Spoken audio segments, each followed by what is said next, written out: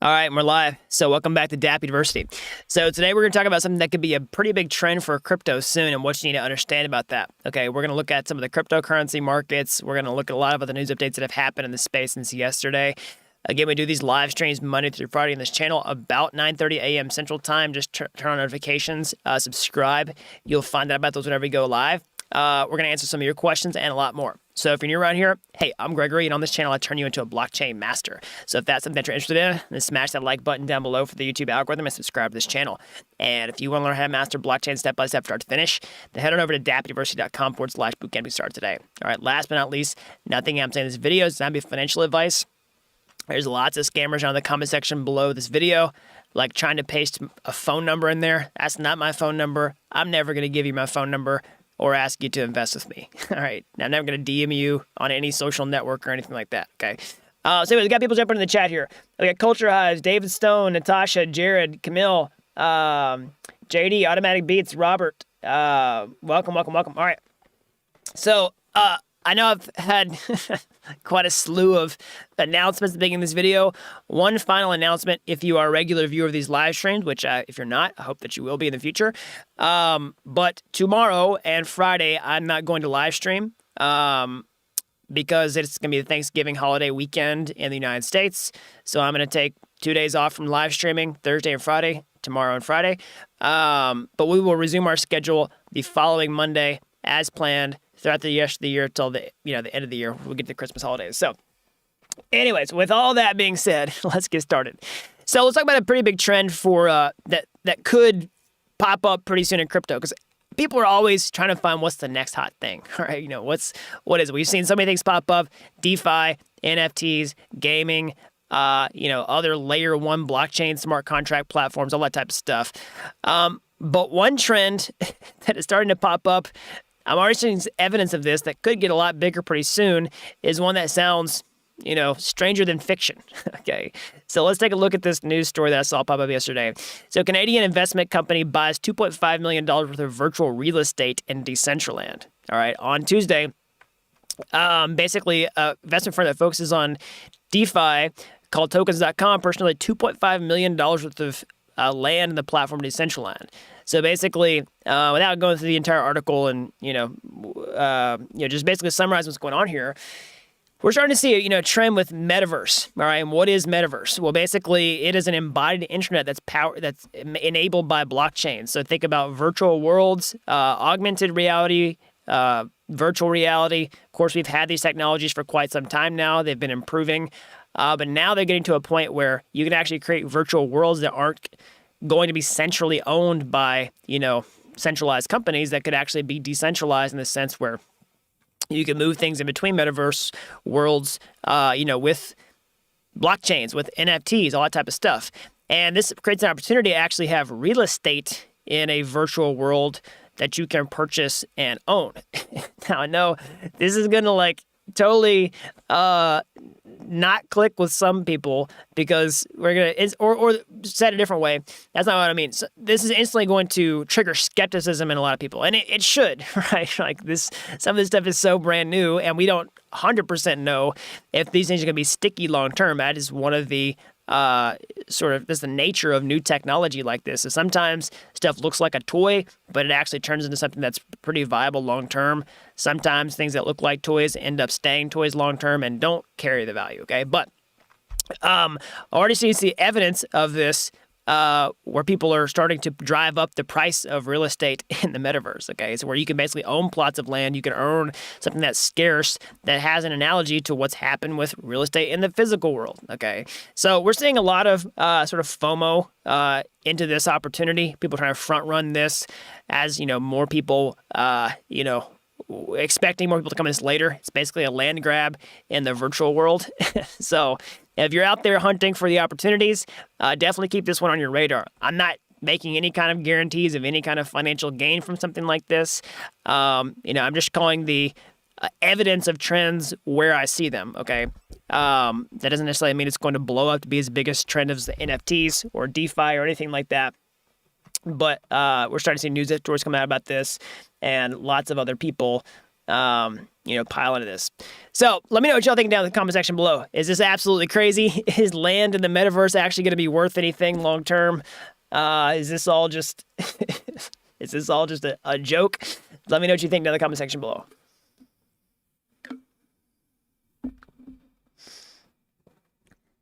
Somebody says, metaverse is a huge fantasy in my opinion. How about one of these platforms actually build user bases first? I could see that. Somebody says, I make gains with mana and sand. But says, future for sure. So many people can sell the same quote unquote land.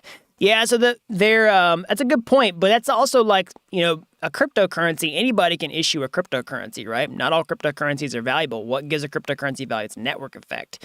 And part of that network effect comes from utility, comes from reasons why you want to hold it. Bitcoin is worth what it's worth because a lot of people use Bitcoin and they agree upon it as a store of value. Use it for transactions, all that type of stuff. Very decentralized. Holds a certain set of characteristics that a lot of people value relative to other things. Okay. That being said, not all metaverse projects can be credited equally. So we're seeing people, pile lots of money into Decentraland, but they're not necessarily piling lots of money into some of the really new, nascent projects that have no test of time. I mean, Decentraland has been around in terms of a bigger project for quite some time, in crypto terms. So that's definitely something to keep in consideration as you're looking at these projects. All right, so let's take a quick look at the crypto markets. Just a quick update here.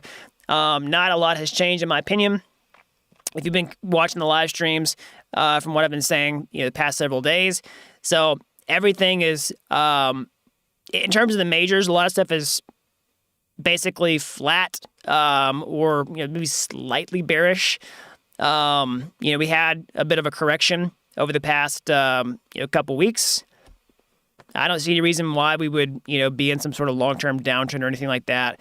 I'm seeing some takes where people might be things get a lot more boring around the holidays, kind of opposite of what people expect. Everybody was expecting like some massive parabolic blow off top in Q4 of 2021.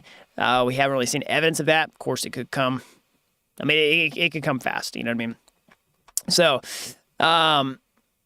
let's look at a couple takes that I saw about this floating around about like who's buying and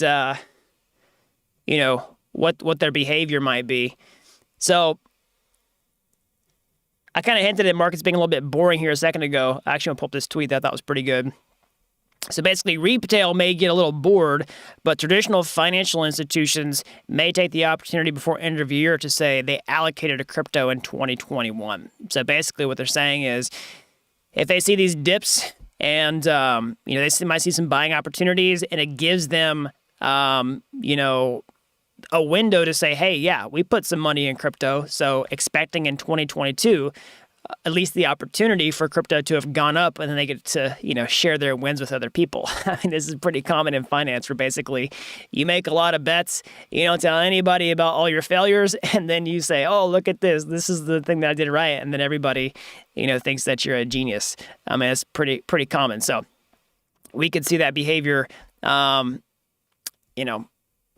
be helpful in moving the needle forward. And as I was talking about before, institutional adoption of cryptocurrency has been a pretty big theme of this cycle. And, it's pretty big for the crypto markets because institutions can buy in size in a way that retail investors, people like you or I could not. Okay. So there are institutions who can, put in $100 million into crypto and not even feel it. Right. I mean, that's a big institution, but still like it's possible. So, whereas, not many, retail is going to be able to do that, right? We saw Tesla buy $1.5 billion of Bitcoin for their balance sheet earlier this year.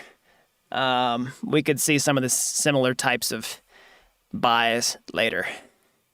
Some of these things we may not even find out until quarterly earnings reports come out, especially for publicly traded companies. So we'll just wait and see. So another pretty interesting take here. So many crypto holders from prior cycles have been cashing out since $30,000 as they fear a 90% crash.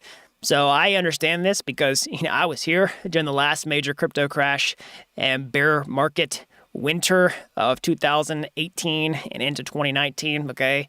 So I know what that feels like. I know what it feels like to be a very cautious, crypto participant, having been through that. So many crypto holders probably have been cashing out since 30K as they fear the crash. But the difference is this cycle versus private cycles is that institutions are buying what they sell, is exactly what I was just talking about, while new retail keeps coming on in relentlessly. And you can see the Google trends here for, really hot topics like Solana, Metaverse, Ethereum, crypto. All right. And you can see what they have done. All right, that's a pretty good indication of retail interest. And I'm seeing the same type of thing with like my YouTube analytics. Stuff tends to follow the cryptocurrency prices. Crypto goes up, people get more interested in crypto. Web search traffic goes up, YouTube watch time goes up, YouTube views go up, Twitter engagement goes up, all that type of stuff.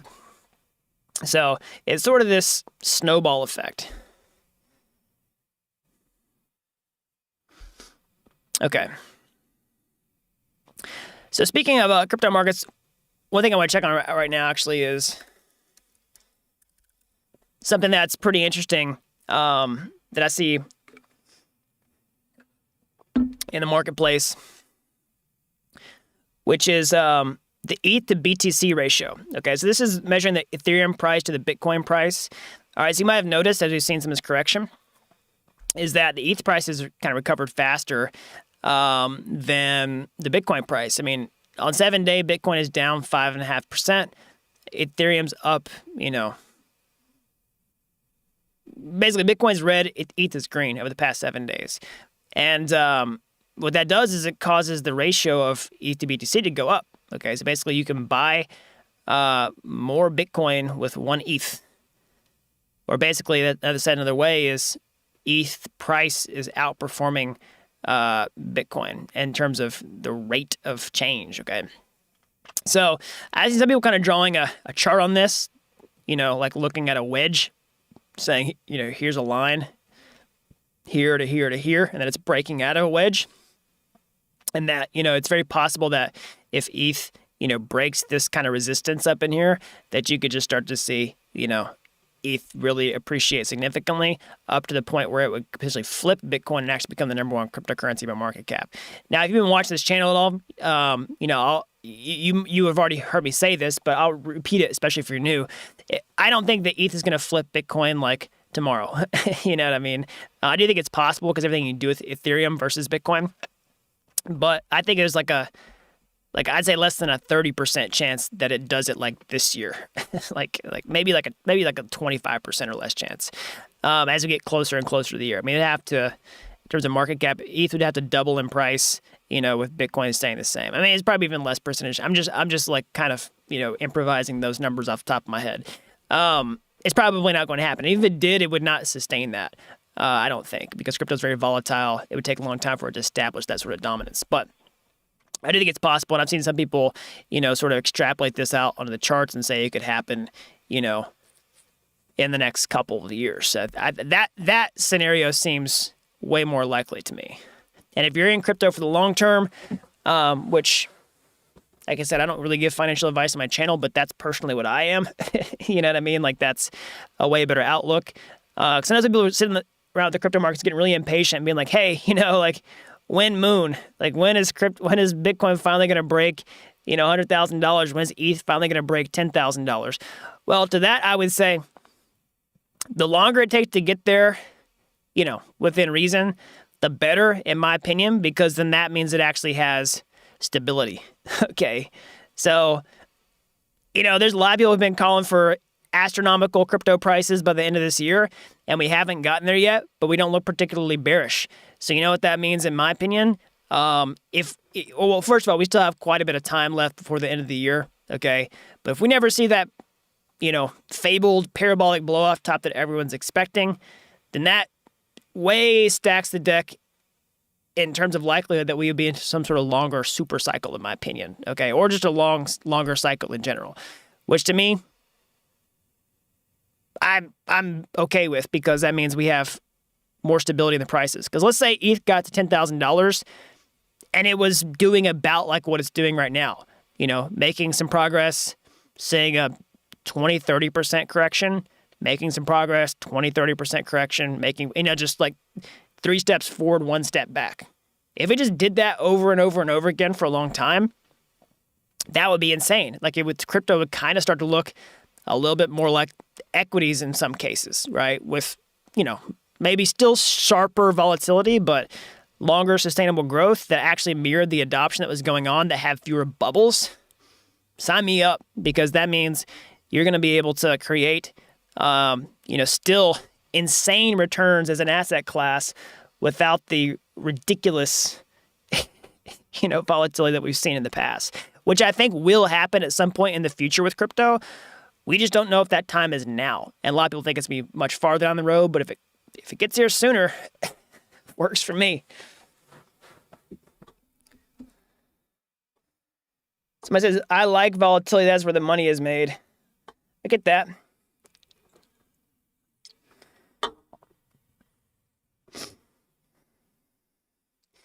All right, so let's look at actually, I'm going to play this clip here that I saw come up yesterday that I thought was pretty good. We talked quite a bit about Raoul Pal on this channel. He's been a great thinker in the space. Some pretty astronomical predictions for, some cryptocurrency prices. He's had some pretty firm timelines. I mean, he's been saying that we think we'd have much higher prices by the end of this year, so we'll see if he ends up being right. Regardless, he's been very, very, very right on lots of things in the general direction that this space is headed. So even if we don't quite make those targets by the end of the year, I don't think that his bigger viewpoints are by any means null and void. But let's just take a look at this clip. I thought it was pretty good. Talking about the future, about where we're headed with all this stuff, and the change that we're seeing, not only in crypto, but across the board. Let's just take a look here. I'm a huge Neil fan. I've read that book maybe 7 or 8 times. I read it every 6 months without fail. And every time it's like the guy's a prophet. Yeah. This is all part of it. Yeah. When you talk about breaking down the old institutional infrastructure, this is it. We're breaking down money, the system of value. I mean, the whole thing, the system of sovereign states is changing because we're creating sovereign states online. So that book has been really good. And, it's really interesting because a lot of boomers and Gen Xers who've read that book, and they kind of were expecting the world to return to the world that they knew, and the madness of change would disappear. I'm like, no. Neil's explaining to you that the change is going to be gigantic and incomprehensible, and the young will see it and we won't, and they will be our guide. Yeah, I thought that was a pretty great clip. So let me just change my audio here. So basically, he's talking about this book, The Fourth Turning. Okay, so if you're looking for maybe something to read over the holidays, might be a good book to check out. So it's a book that's published probably over 20 years ago, I believe. Let's just take a look here.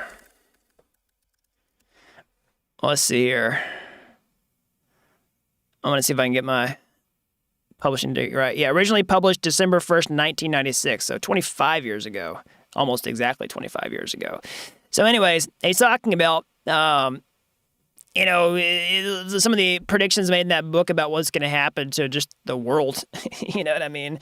And how a lot of this has come true. And how he's seen basically people waiting for change to slow down, and it's just not going to happen. People are just waiting for the world to just kind of return to the way it was. It's like, well, no, this is the new normal. Like, rapid change is the new normal, and blockchain technology is no exception to that, right? We're reinventing how money works. We're reinventing how people interact with one another and coordinate with each other online. And basically, like, the young people, so mostly people watching this channel, most people watching this channel are on the younger end of things. There are some that aren't, but those who don't fall in that category are the exception to what I'm about to say here, which is the young are typically going to see this stuff and adapt to it faster, okay? Now, there's plenty of people who are more advanced in years, who are more younger at heart, or just more curious, more interested in technology, adapt to change faster because that's who they are. But yeah, it's pretty interesting how we're seeing all this stuff play out exactly as predicted. Somebody says, am I old? 39. Nah.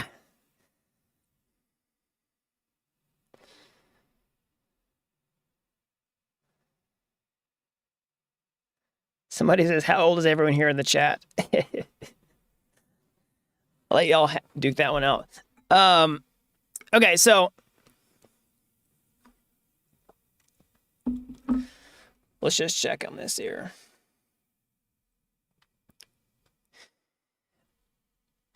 Talking about crypto adoption and how that translates to cryptocurrency prices, just reiterating this. If you watch the live streams, you heard me say this a lot. If you're brand new, this hopefully is a helpful concept. So it's interesting. I'm looking here. We got 22. I'm not looking at ages here. I won't read out names, but 22, 40, over 60, 49, 44, 32, 25, 32, 28, 33. That's a pretty good spread in here. 99. Awesome.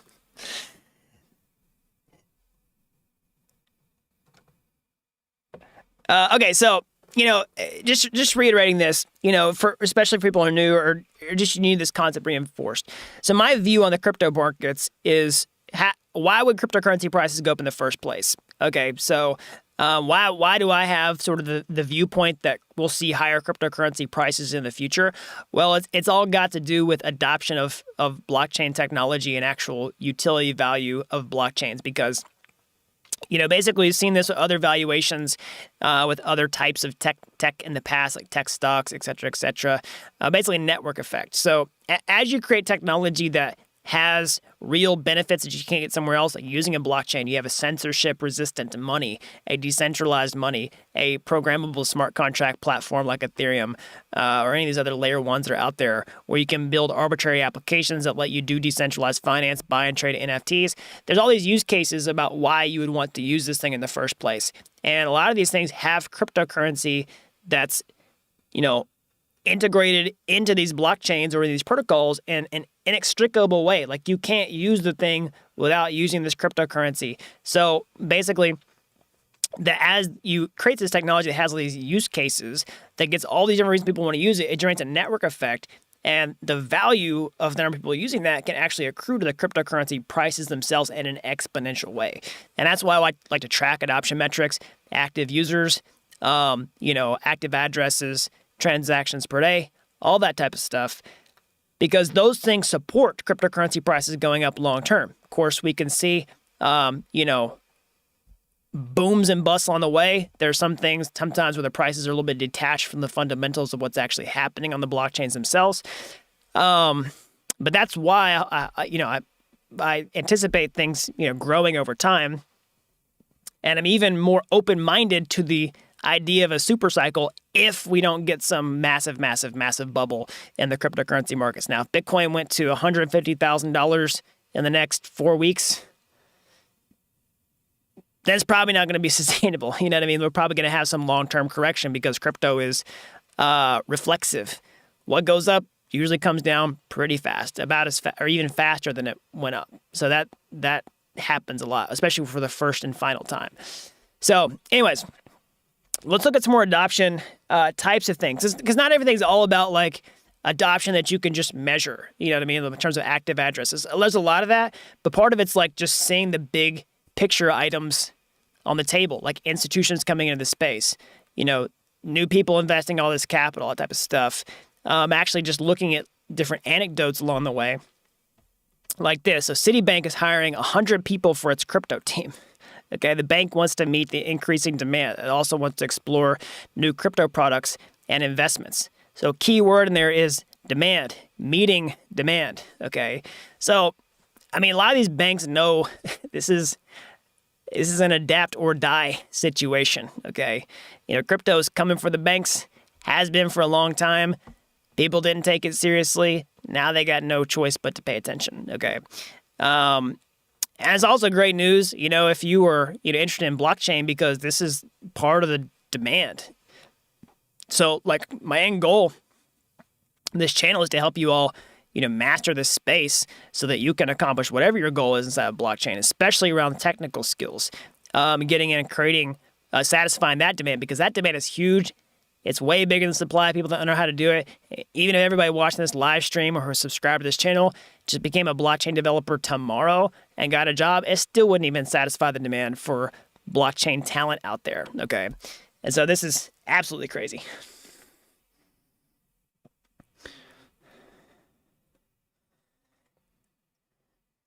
And so one more major milestone that I want to pull up is this. Let's see here.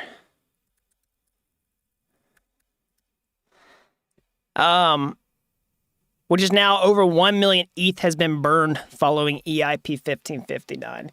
So what is this and why is it important? So EIP 1559 went live back in, I believe it was August, right? My time. This entire year feels like it's like one long week. It's hard for me to remember like what happened on what day. It's been such a crazy year. Anyways, EIP 1559 went live, this year, in the past several months. Basically, this is a mechanism that burns ETH whenever new transactions are created. Okay, so you can see it here like at a website like Ultrasound Money or watch the burn. And basically, we've seen a massive amount of ETH burned, over 1 million ETH since EIP 1559 went live. And so ETH is not deflationary yet. We have to wait. We are burning new ETH, new transactions are created, but still new ETH is getting created by the blockchain. More ETH is being created than is getting burnt. But as soon as we go to proof of stake, which you can see here, you can simulate it, will be deflationary, assuming that the network activity at minimum stays the same. Because when we move to proof of stake, less ETH is going to get created by the blockchain itself.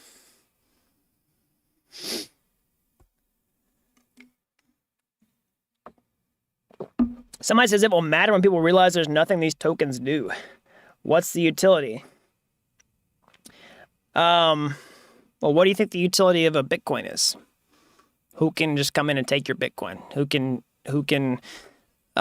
you can send Bitcoin to anybody, anywhere in the world without permission. Nobody can take the network down. Can't print more Bitcoin willy-nilly.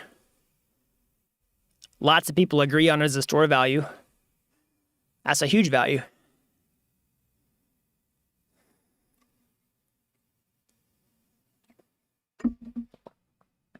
Somebody says getting out of the USD is utility. It appreciates in price, historically speaking, long term. There's a lot of utility in that.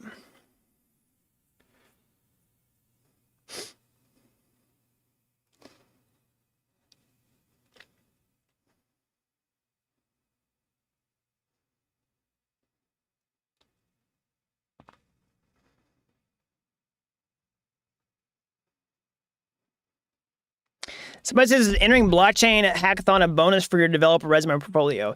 Yeah, it's even better if you win.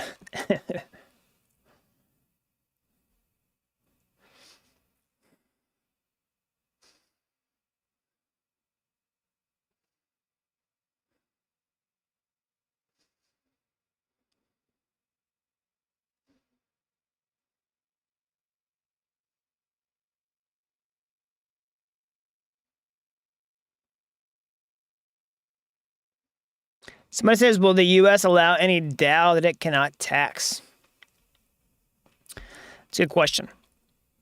I know the United States is not going to want to miss out on those tax revenues. I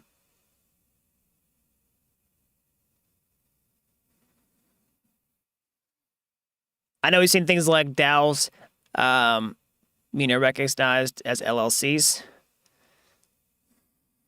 in Wyoming, pretty early legislation.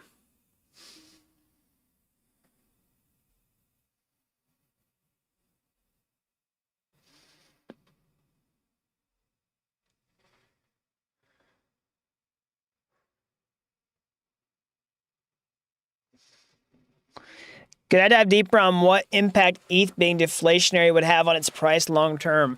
Well, assuming that the demand for ETH at least stays the same as what it is now, that alone would cause the ETH price to appreciate. Because if there's less ETH and it's actually decreasing over time, assuming the demand just stays the same, supply is shrinking, demand stays the same, price goes up.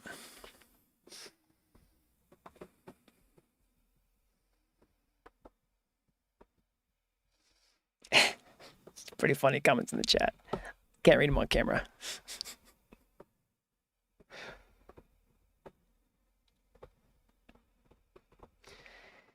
Now, that being said, if the ETH price rockets off to $20,000, by the end of 2020, That's not sustained. Or sorry, 2021. I can't even keep my years straight. Like I said, this entire year feels like a week.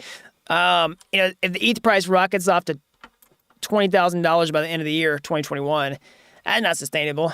So it doesn't matter how much ETH we're burning. Like it's going to go down. I mean, who wants to buy an ETH at $20,000 like next month? Not that many people.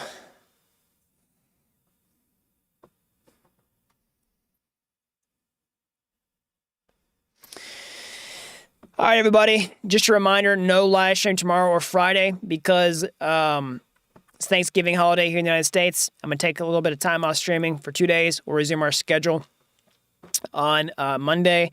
If you're on the email list, don't forget we keep an eye out in your inbox for the Black Friday announcement on Friday. Okay, we'll also probably do a video about that. I'll be publishing a video even though I won't be streaming, so make sure you keep an eye out for that. As always, smash that like button down below, subscribe to this channel if you haven't already, and until next time, thanks for watching Dapp University. If you're in the United States, hope you have a great Thanksgiving. If you're somewhere else in the world, hope you have a great time, doing whatever you're doing. All right. Talk to you soon.